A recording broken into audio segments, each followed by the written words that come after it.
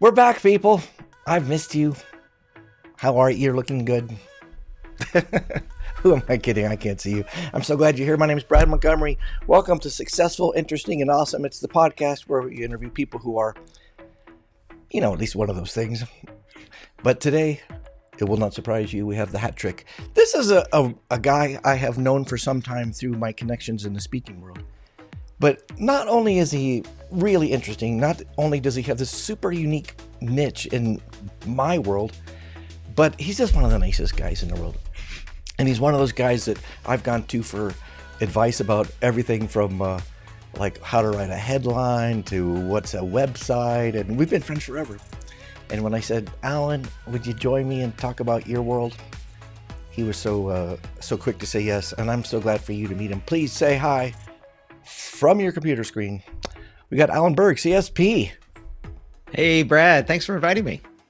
Well, dude, thanks for saying yes. So we have to tell them about you. I'm going to tell them a little bit about what I know, but I'm going to ask you what in the world you do. Okay. You're a wedding guru. People who are in the wedding industry know about you because you teach them how to be better at the wedding industry. And I think, Alan, this means we're talking to people who make cakes or sell cakes and rent venues and do dresses and have limos, right? I think you're the expert for everybody, and everyone needs to know how to do business better, but they especially want it in their niche. And if I have you right, they come to you to learn how to do their business better. Am I close? Exactly. I don't do weddings. I've never done weddings. I was practically a guest at my own wedding. The guy on top of the cake, the top of the cake, the bride and groom. I was the groom. Show up, here you go over here. And then fast forward, I sold wedding advertising, published wedding magazines. I was vice president of sales at The Knot, the largest wedding website in the world. And I help people have a better business because, as is true, not just inside the wedding industry, a lot of businesses, it's really easy to get into because the barrier to entry is low. If you don't need a big infrastructure of a factory or whatever, but that doesn't qualify you to be good in business. And so many people fail in their businesses because they're good at the creative, whatever that is, but they're not good at the business part. And when I was selling wedding ads and publishing wedding magazines, I realized that of my clients, these photographers, these DJs, florists, and invitation people, and selfishly, I started helping them be better at their business so they wouldn't cancel their ads with me. But it really did help. It helped them because when they realized, hey, I can convert more leads, I can make more sales, that helped them be better at their business, which actually helped their lives. And I've been doing that now. It kind of fell into that part of it. And I've been doing that now for over 20 years. And that's how we met with National Speakers Association, because I got off stage one day in Montreal and somebody said, hey, you're a great speaker. You remember the National Speakers Association? I said, what's that? Yeah. Because I didn't have an identity as a speaker. I had an identity as this business person, as this vice president of sales. And what I do and what I've been privileged to do in 14 countries around the world is just find really, really great creative people who need help on the business side. And I remember being in the UK one time and I was sitting around with 10 DJs all day, just around a conference table. And we're walking out at the end of the day, and one of the DJs said to me, so Alan, how long have you been a DJ? And I said, I've never been a DJ. He said, I don't understand. What do you mean? How I can said, you do I don't this? know how. Yeah. I don't know how to say those words. I've never been a DJ. He said, but you understand my business better than I do. I said, yeah, I do. I can't be a DJ. That's a totally different thing. It's just like the speaking business is not the speaking.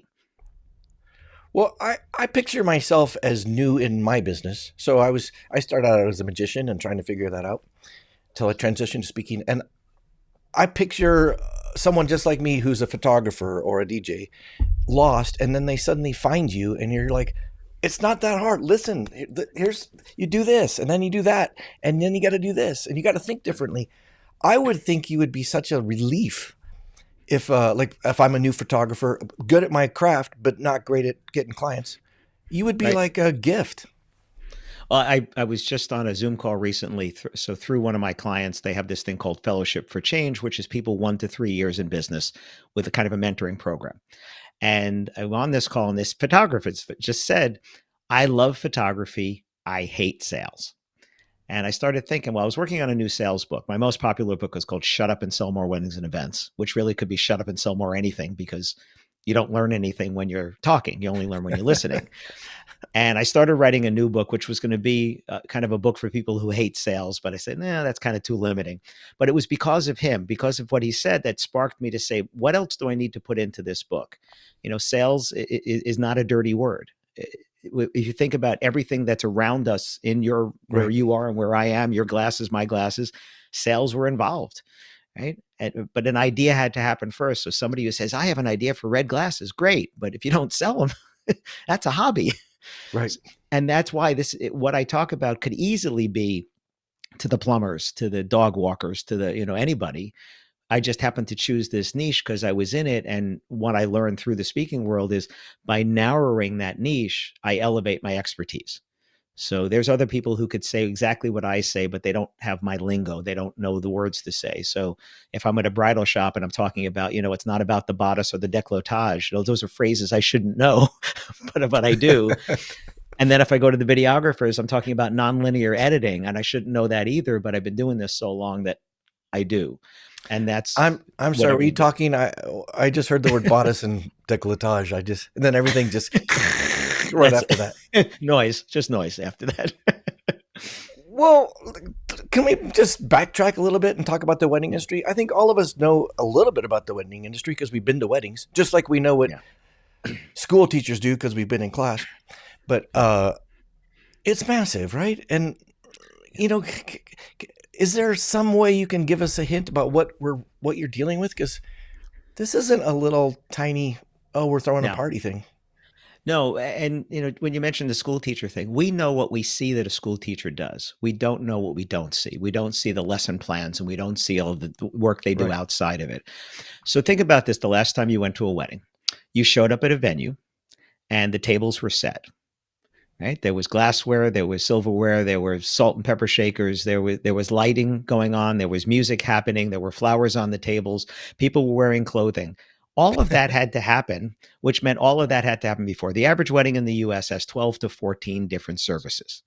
So if you think about it, the photographer is a service, the videographer, the music, the flowers, the jewelry, right? All this stuff in different services.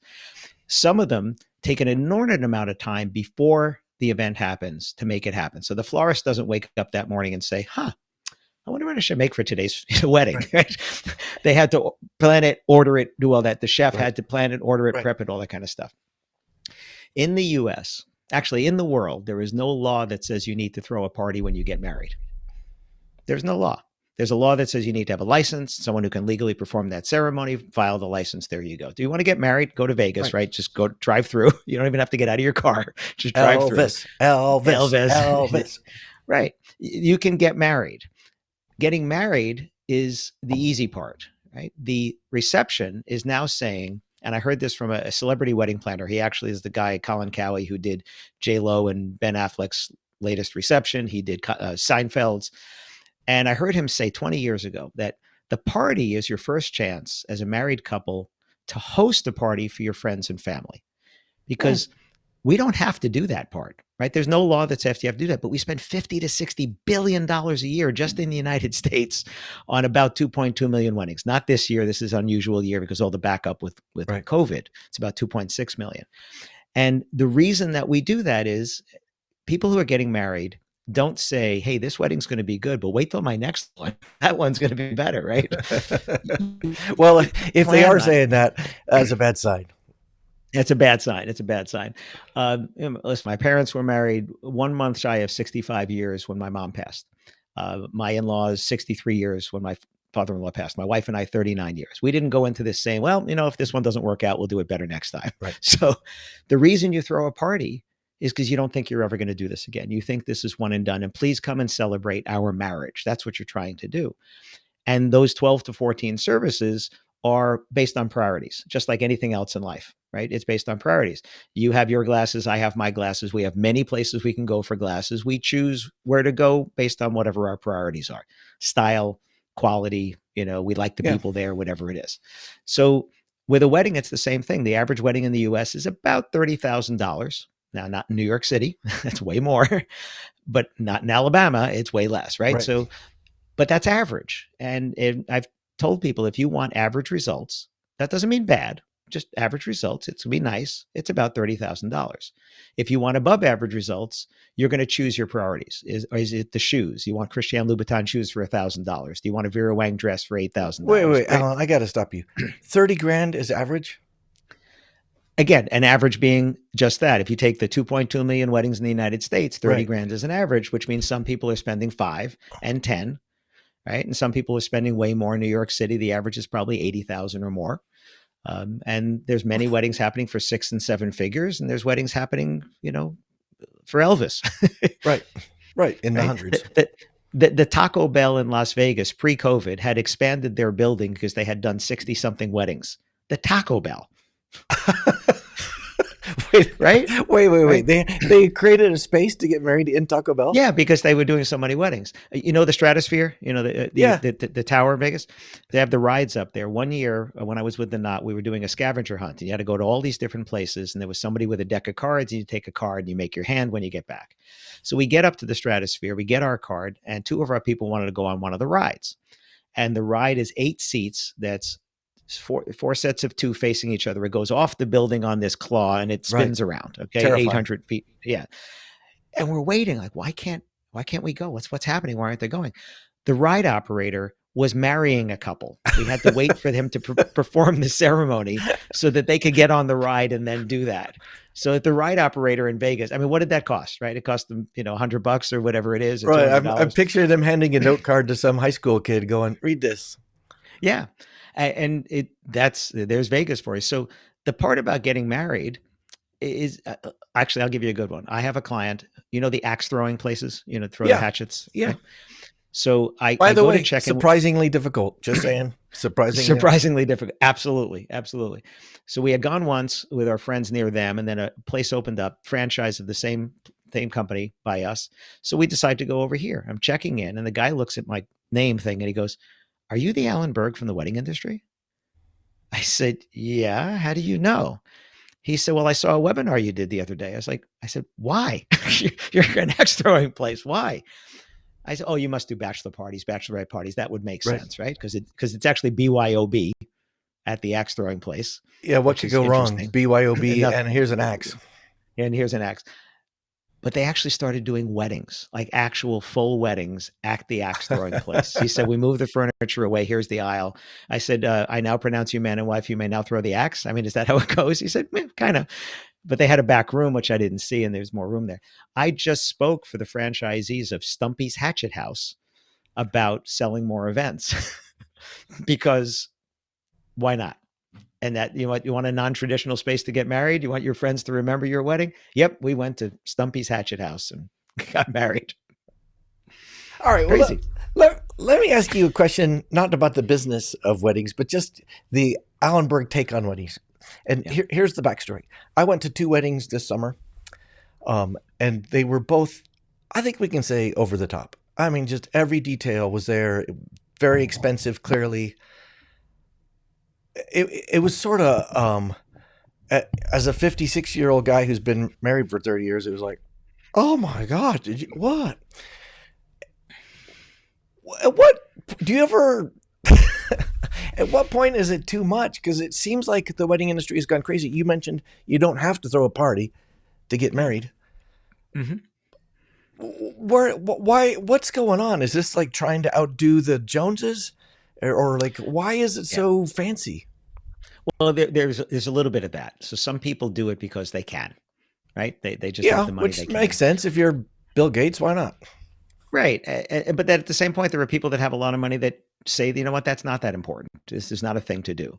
So it depends upon who's paying, right? It depends upon the age of the couple. The average couple is about 30 years old in this country. So there's a chance that they're paying for it or paying for part of it. Yeah. There are still people getting married younger and still people having their parents help. When my best friend's sons got married, their sons were both probably around 30 or, maybe early 30s. And he said, "We want to help." So I said, "Good, write him a check." Because he asked me, he said, "Should I say I'll pay a third?" I said, that's a blank check. We don't write blank checks. Right. Yeah. My advice to people always when they come to me, I said, pick a number that feels comfortable, write them a check and say they can do whatever they want with it. Put it a down payment on a house, put it towards the wedding, go on vacation. Doesn't matter. Here's our gift. There you go. And that way I you've like that. controlled. you've controlled the amount there. Or you'll pay for certain services. My parents did that at our wedding. They paid for the flowers and the band. That was their contribution. They then had a say in what those were because they were paying for them. So there's the other side of that.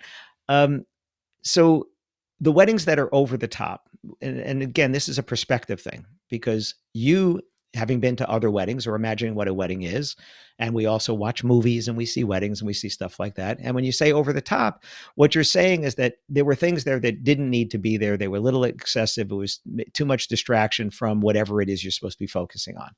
That's what over the top to me means. You don't have to spend a lot of money to make it over the top. You can just do it really poorly.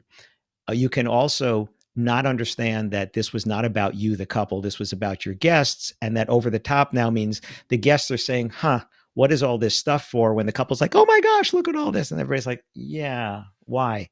Right? Yeah, right. And that's what it comes down to.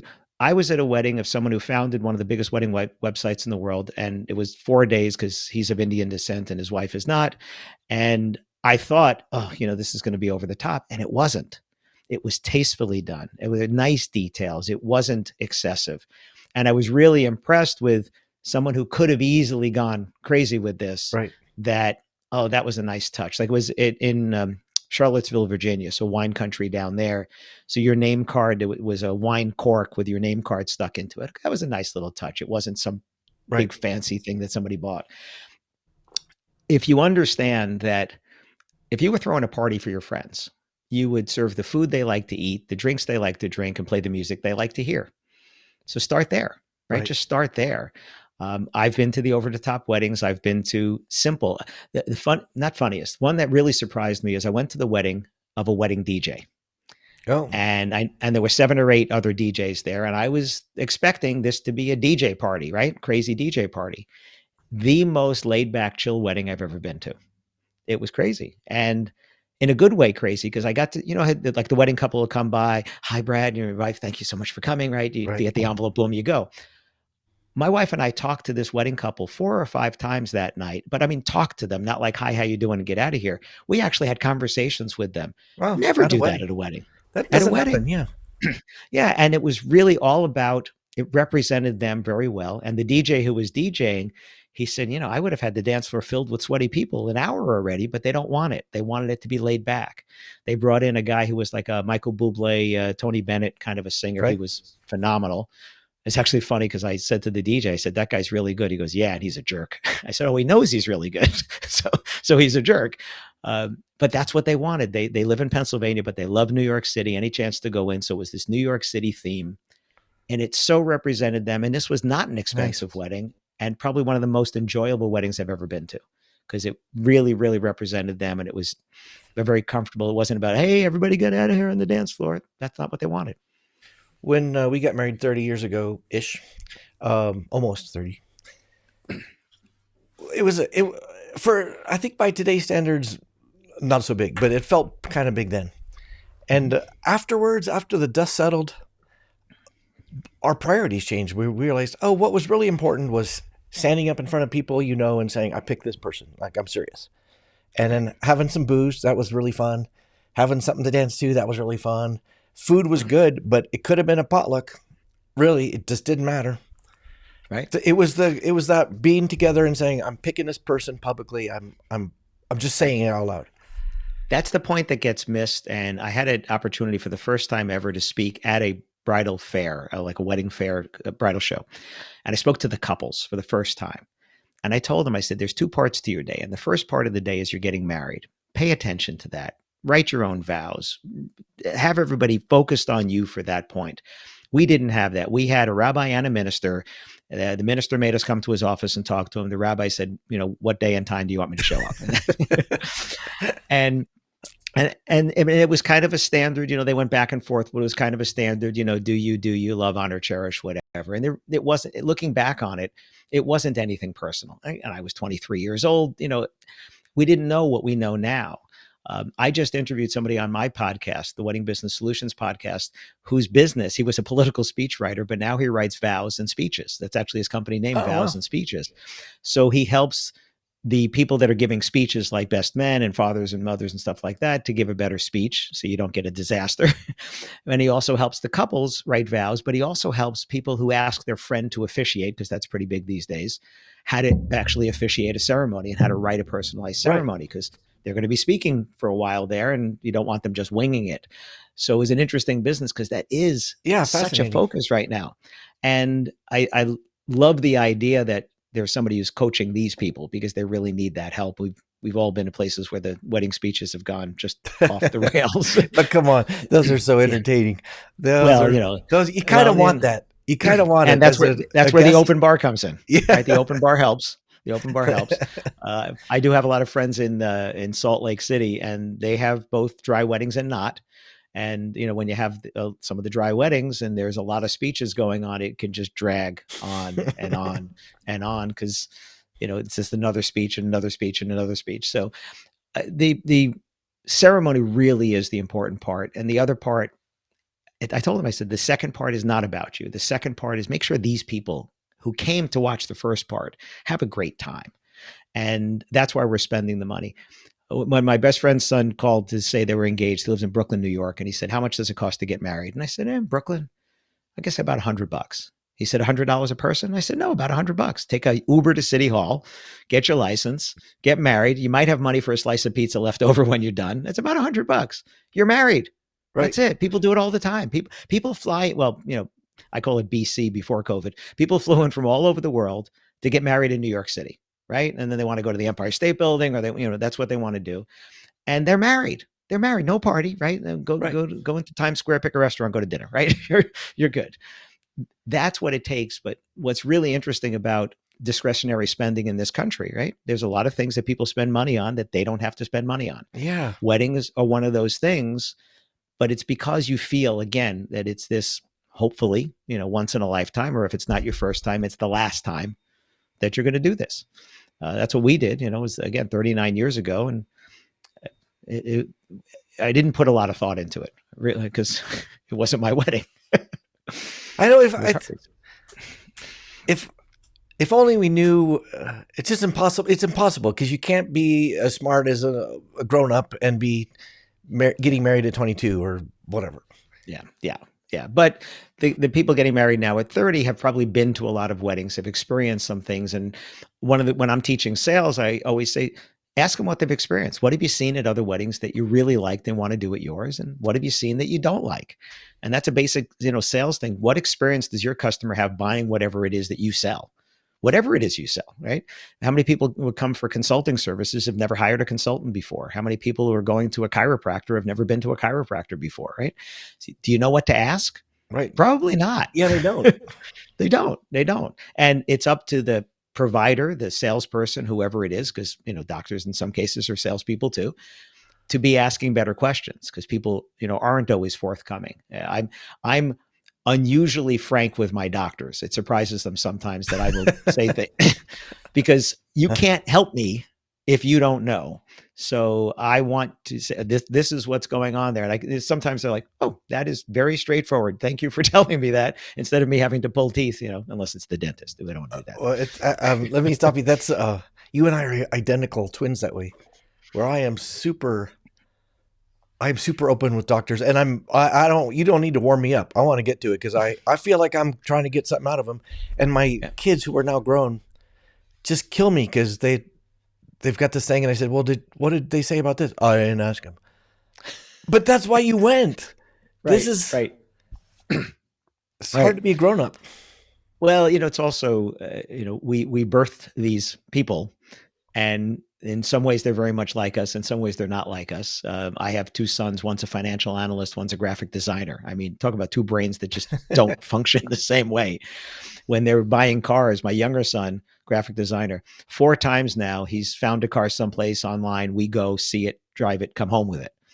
And then his older brother, the analyst, it's 4 months from when he first decides until he gets a car, because he has to analyze everything. All the research. When he was a boy, we called him a procrastinator.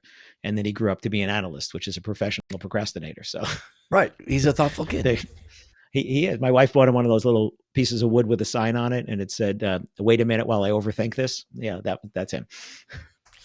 I want to change. I want to pivot. Isn't that the word we learned 3 years ago? I'm going Yeah. to pivot. Yeah. Yeah. You have a really interesting job path, right? So you said you were working for you worked for a magazine, or you ran the magazine? Well, so if we go back, I graduated college with a degree in marketing and accounting because I was going to be an accountant like my dad and decided I don't want to do Yeah, that. Got it. you would be horrible at that, dude. I'm really good at math, but it's funny because I'm such a wordsmith now. But I realized that my dad, who was an accountant, he's 92, still kicking, 92.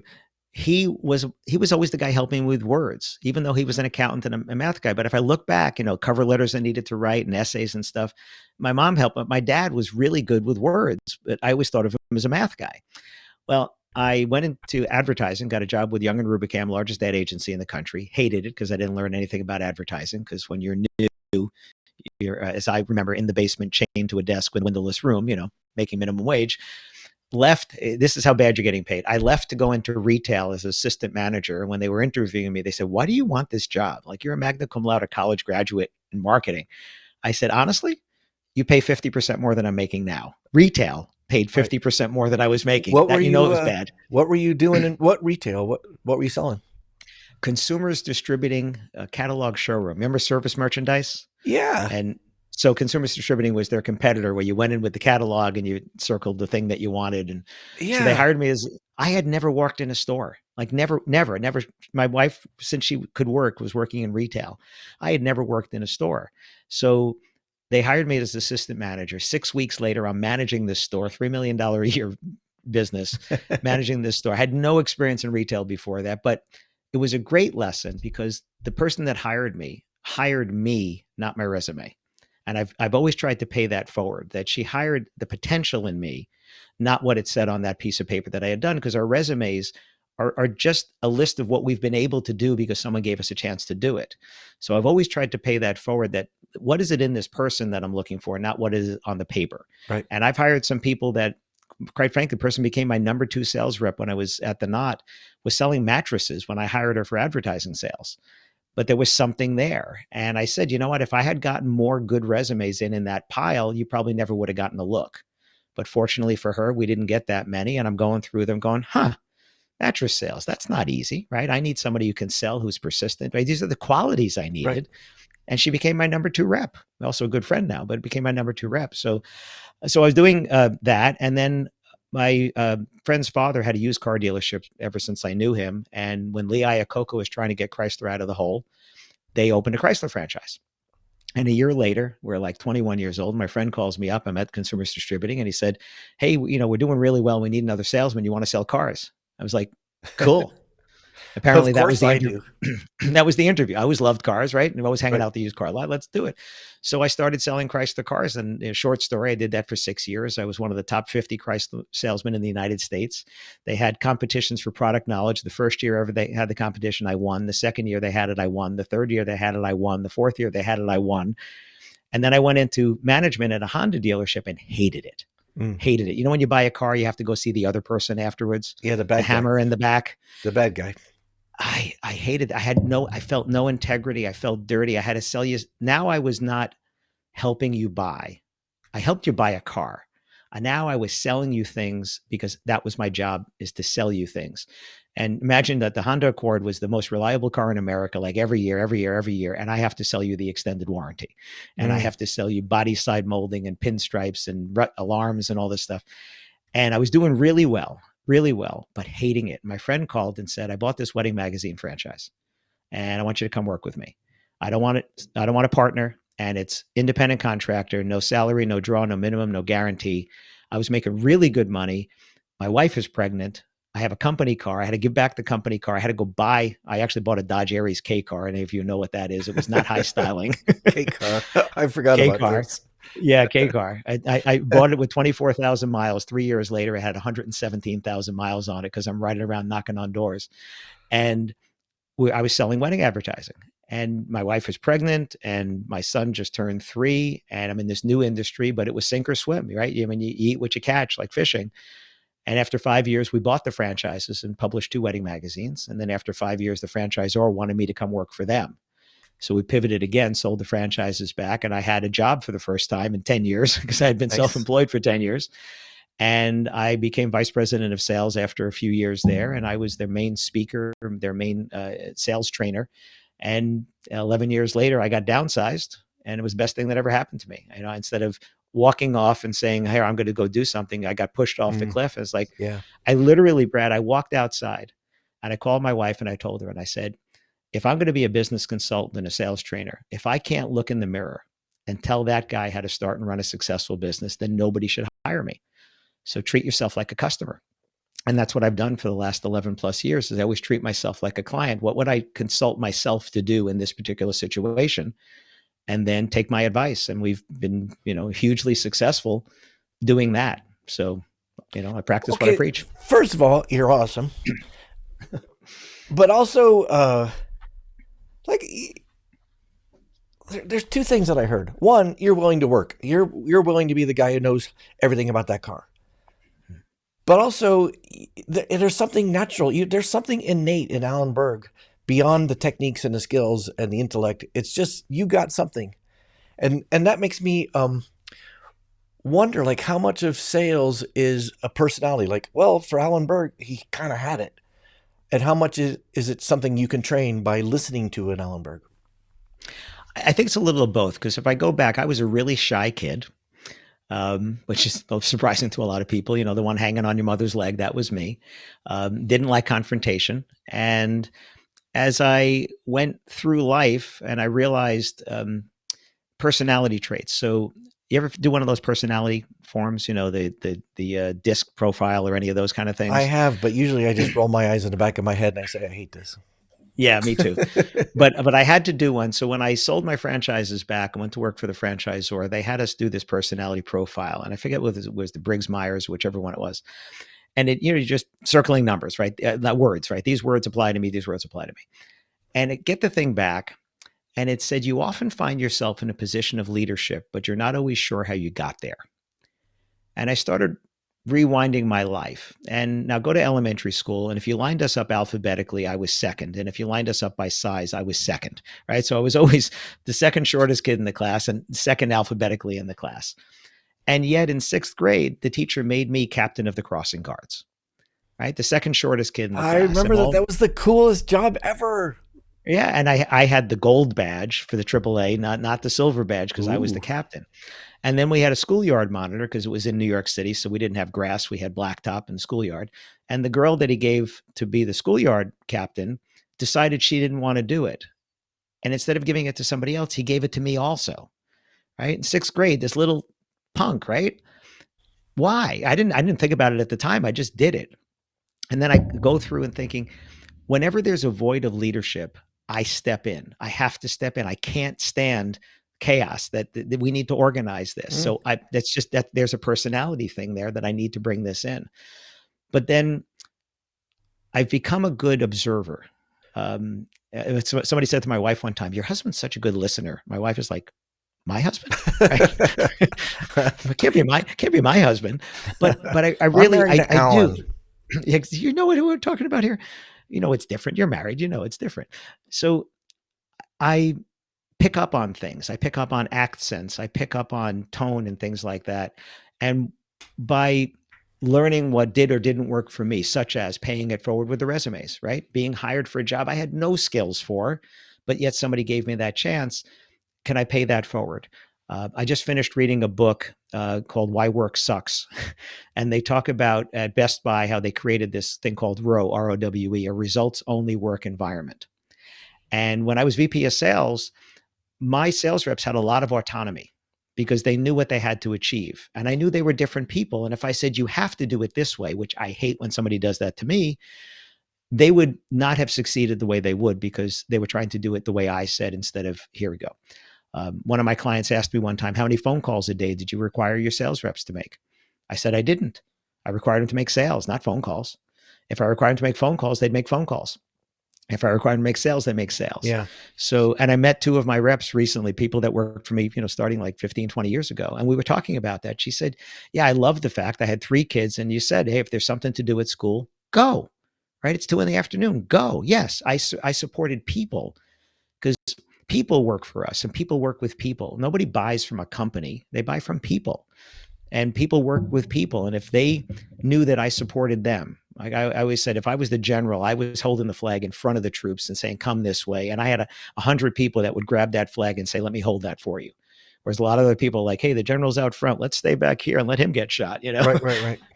But it's just, how did I want to be treated? Treat people that way. Just, support people. And it's learned. Can you teach it? Yes. I have taught many, many people to listen better, because one of the biggest things, this in any business, is the salesperson that just won't stop talking. Right? Just give me a chance here. Yeah. Right? And they talk through the sale, and then the people go away. Right? I always say this: if you hear a lot, wow, you've given us so much to think about, we need to go home and process this. You're going to hear that occasionally. If you hear it all the time, it's your fault. Right. It's your fault. Stop talking. I had a salesman one time, literally, I said to him, stop. I want to buy now. Just stop talking. I literally said that to the salesperson. Stop. I'm ready. What did the salesperson do? He was a little flustered. He's like, oh, right. Okay. And then one time I had to tell the salesperson. I would love to have video of that. Where was it? In O'Hare Airport. It was like one of those, you can get your electricity through the third party, one of the things like that. Right. And I had another one where somebody called up, and the guy's going through and he's saying about this. And I said, yeah, I know how that works. I had it at my other house. I said, what's the rate? And click, click, click. They're going in their script. Click, click, click, click, click. Right. All right. And go, yeah, and this is what it is. I said, okay, do it. And he starts going into his pitch again. I said, no, I want to do it. And he's going to his pitch. And I said, I want to buy now. There was a silence. And then there was clicking, because he had to find the spot in the script where the person said yes. Yeah. If we would just take the time to be present, which is hard. It really is. I actually learned how to be present. I started doing martial arts, Taekwondo, when I was 39. And if I was thinking about an email that I wanted to write while you and I are sparring, you were going to hit me. And you only have to get hit a few times to think, I should probably pay attention to Brad right now, because he wants to hit me. And it really taught me to pay attention to what's going on with you. And I've had people comment, like, I could be at a trade show and I'm talking to someone, and I'm not like head all around looking at everybody. I'm actually looking at you and talking to you because you took the time to come and talk to me. I'll acknowledge the other people and say, I'll be right with you, but pay attention. But it's learned. I was not good at this when I was a teenager. I was not good at this necessarily in my 20s. I'm better. Yeah, but also there was something there. There was something there that was in retail as a young dude and still doing well. Yeah. My dad always told me, if you take a job, you do the best you can. If you don't like the job, leave. Never do a bad job. And that's why at the Honda dealer, I was doing way better than they expected me to do. And the only thing they could do was pull out a piece of paper and show me how much money I was making. And in my late 20s, I looked at them and I said the words, I had an epiphany. I said the words, it's not the money. And I had this epiphany. It's like, wow, I actually meant that. I've heard people say that. I couldn't imagine they meant that, because you're a young guy, want to get a bigger house, want to get a fancier car. Right. But I was working a half a day, half a day, 9 a.m. to 9 p.m., right? That's a half a day. My wife is my wife is pregnant. I'm never home. My son is asleep by the time I get home. It's like, this is not life in my 20s. Like, this is not life. And I said, it's not the money, and I meant it. And so interesting family fact. I have one aunt and uncle, my mother's brother. He's 93. He's a life coach at 93 still. I love that. Lawyer by trade, because his father and his father's two brothers were lawyers. So he became a lawyer, hated it, did some real estate. He had a health food store in the 1970s out on Long Island. He was way ahead of his time. And he wrote a book called You Can Have It All. His name is Arnold Patent. And he wrote a book called You Can Have It All. And Oprah, when she was just in Chicago, read the book, loved it, and had him on twice, right? Twice. Fun. So here's my uncle that's an author, right? Sounding familiar? And he started doing workshops, and he would do these weekend-long workshops, and it was all about like universal energy and laws of attraction and stuff. And when I tried to read the book when I was in my 20s or early 30s, I thought the man had lost his mind, right? Like, universal energy, like what is he talking about? Yeah, this is crazy. Later, I bought his book on cassette, his audio book on cassette. Remember when you would get that folder full of cassettes, like all snuck in there? I hate that I loved those. Right. So, and you had to change the tape because, you ran out, you had to go to the next tape.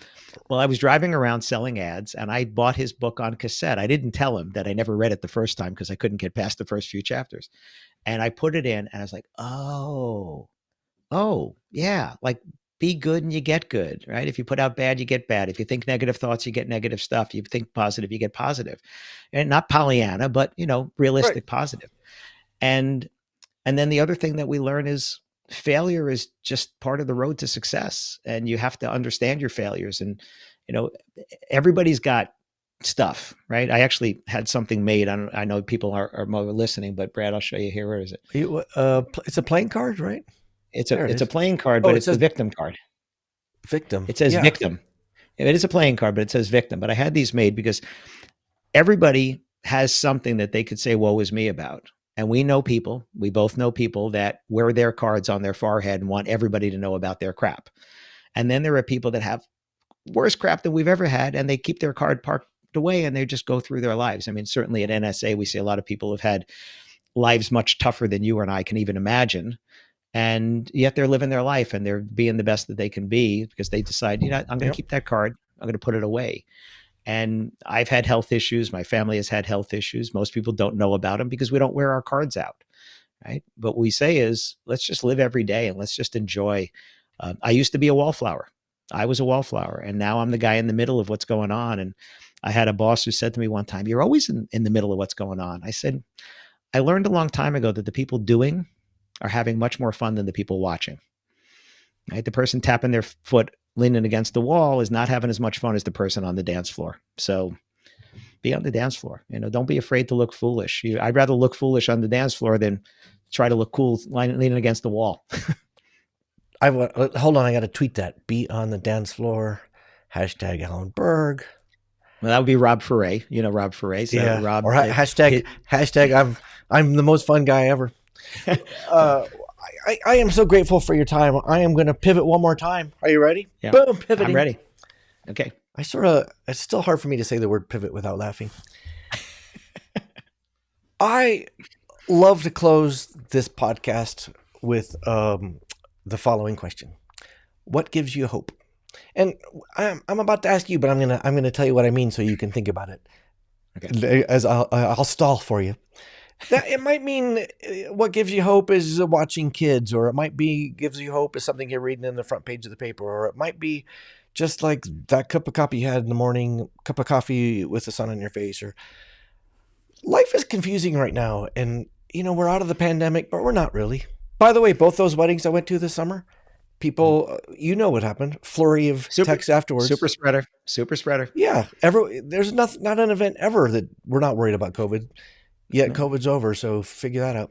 Anyway, it's confusing. A divided country, war in Europe, energy prices, political nightmare. What gives you hope? So here we are. Alan Berg, CSP, wedding guru, sales expert, guy who always has fun no matter what because he puts the best out there every time. What gives you hope? People, just being around people that have a positive attitude. I'm fortunate to get to go to conferences and meet my audiences. Which through COVID, you had this whole digital divide here.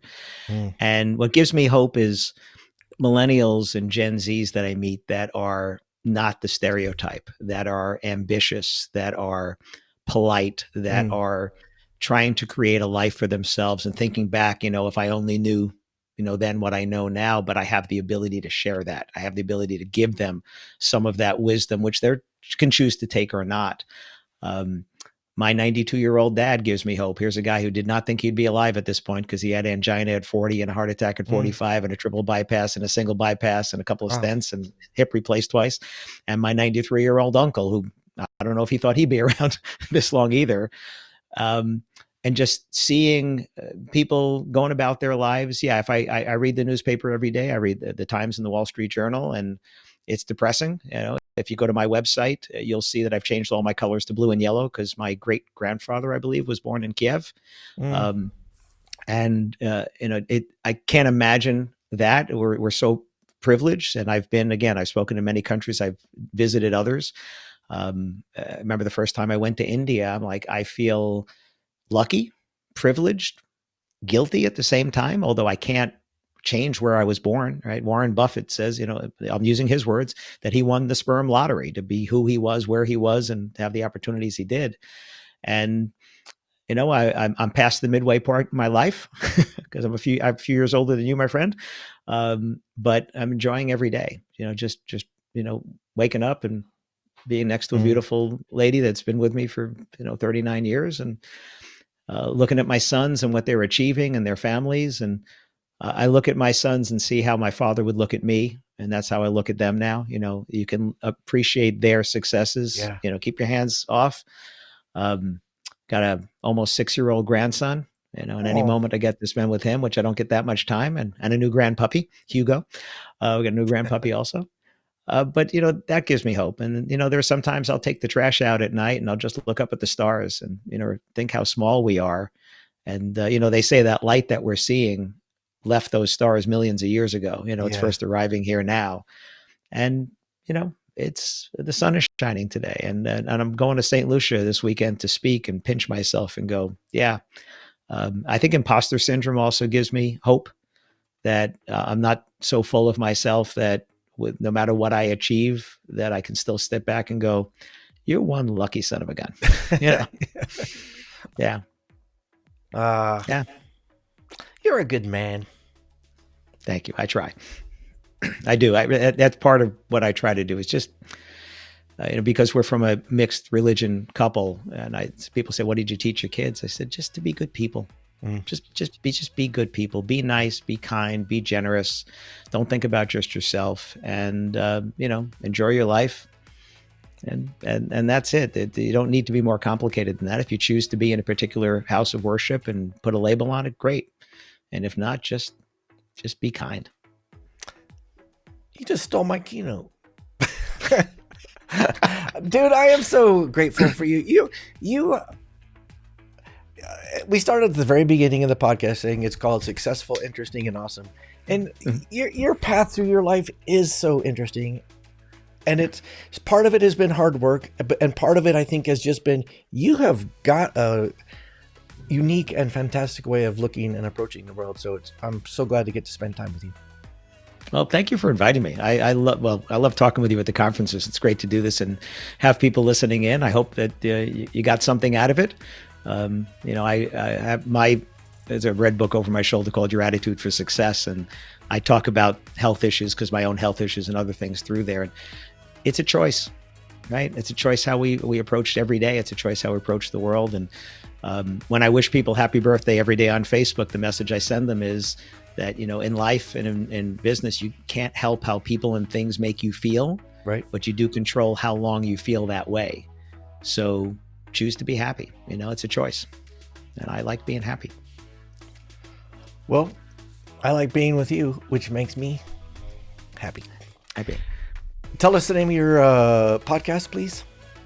Wedding Business Solutions. So Wedding Business Solutions podcast. It's on Apple and YouTube and all the platforms there, or podcast.alanberg.com. And you can find the links all there, and all my books and everything is over there. And if anybody happens to touch the wedding and event industry, if I can help you in any way, that's where I am. If you are in the wedding and event industry or axe throwing industry, you're crazy not to look up Alan Berg. All right, everybody. Thanks. Be good. Be nice to each other, just like Alan said. See you next time.